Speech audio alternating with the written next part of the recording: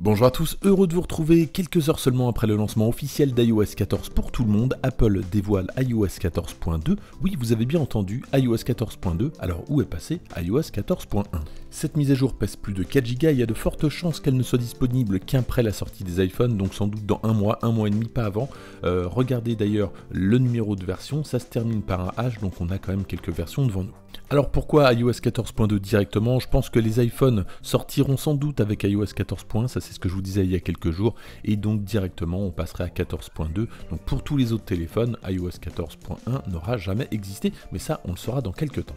Allez, c'est parti, première nouveauté, ça concerne Shazam. Alors vous le savez, Shazam appartient à Apple et depuis quelques temps, Shazam est de mieux en mieux intégré sur iOS, notamment avec les raccourcis avec Siri. Et là, regardez, on peut avec iOS 14.2 utiliser Shazam directement depuis le centre de contrôle. Ça s'appelle reconnaissance des morceaux, donc là je suis dans Réglages, centre de contrôle, j'ajoute donc reconnaissance des morceaux à mon centre de contrôle et regardez, tout en bas à droite, voilà, j'ai activé la reconnaissance des morceaux. Alors comment ça fonctionne? On va tout de suite tester ça. Sur la droite, iOS 14.2 et sur la gauche, un iPhone qui va me servir d'haut-parleur. Donc je lance la musique depuis l'iPhone qui se trouve à gauche. Voilà.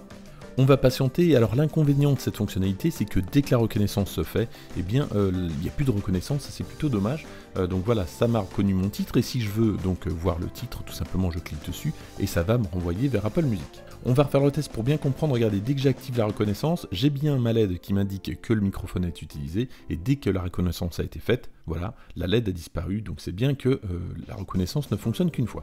Autre nouveauté concernant l'ergonomie de la musique, alors ici je suis sur l'écran verrouillé, iOS 14.2 est à droite, iOS 14 est à gauche, et regardez donc la pochette du disque sur 14.2 est un petit peu plus grande, de toute façon tout est un petit peu plus grand.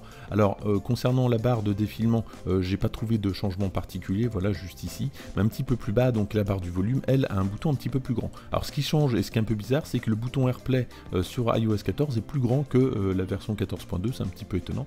En tout cas, je préfère cette version-là.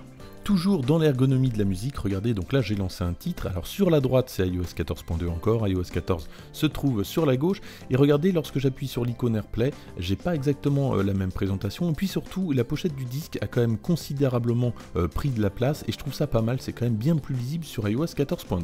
Autre nouveauté, ça concerne le centre de contrôle et la rubrique musique, donc lorsqu'on fait un Haptic Touch ou un 3D Touch, suivant le modèle de téléphone que vous avez, regardez, iOS 14.2 est à droite, on a une pochette de disque, là encore plus grande, donc c'est quand même bien plus visible. Et puis tant que je suis là justement, pour rappel, c'est une bêta, c'est la bêta 1 d'iOS 14.2 qui n'est pas disponible pour tout le monde, il faut être inscrit au programme des bêtas, et donc ne vous étonnez pas si vous n'avez pas cette mise à jour dans votre mise à jour réglage. Et puis toujours dans le même état d'esprit, si je suis dans le centre de contrôle, toujours dans la rubrique musique, et si je fais un 3D Touch ou Haptic Touch, lorsqu'aucun morceau n'est lancé, regardez, j'ai des suggestions de musique, et ça marche également avec les podcasts. Autre nouveauté, cette fois-ci ça concerne l'application santé dans la rubrique audition, et regardez, une nouvelle rubrique a fait son apparition, c'est une rubrique notification écouteur. Nouvelle icône pour l'application Apple Watch, normal, Apple a annoncé de nouveaux bracelets cette semaine, et regardez, on voit le solo loop sur la droite. Dans l'application Loop, une nouvelle fonction fait son apparition, c'est People Detection, la détection de personnes. Il m'a fallu au moins l'application Traduire pour traduire ça, et tout simplement ça permet de calculer les distances entre personnes, donc entre mon téléphone et une autre personne. Alors je sais pas du tout si c'est en raison de la Covid, si c'est pour les personnes malvoyantes pour pas être trop près d'autres personnes, je sais pas du tout. Si vous avez une idée, n'hésitez pas à me le dire. Voilà donc pour les quelques nouveautés d'iOS 14.2. Côté performance, alors il est encore un petit peu tôt pour parler de batterie, mais globalement, j'ai pas rencontré de problème particulier. Il y a une petite amélioration concernant le double tap. Alors pour ça, pour ceux qui ne savent pas, donc on va dans les réglages, accessibilité, toucher, tout en bas on peut activer ou non le double tap, et puis on a cette fenêtre là, et lorsqu'on rentre dans le double triple tap, en fait, on a une petite lenteur qui est un peu énervante sur la gauche, donc iOS 14, et c'est un petit peu plus fluide avec iOS 14.2. En vrai que maintenant le contrôle vocal n'est toujours pas en français, Safari ne traduit toujours pas en français et VoiceOver décrit toujours les images en anglais. Merci d'avoir suivi cette vidéo, surtout n'hésitez pas à laisser des commentaires, vos impressions, vos remontées de bugs, ça pourra aider sans doute pas mal d'entre nous. Moi je vous dis à très bientôt, n'hésitez pas si vous avez aimé à liker la vidéo, à la partager et n'hésitez pas à vous abonner si ce n'est pas déjà fait. À bientôt.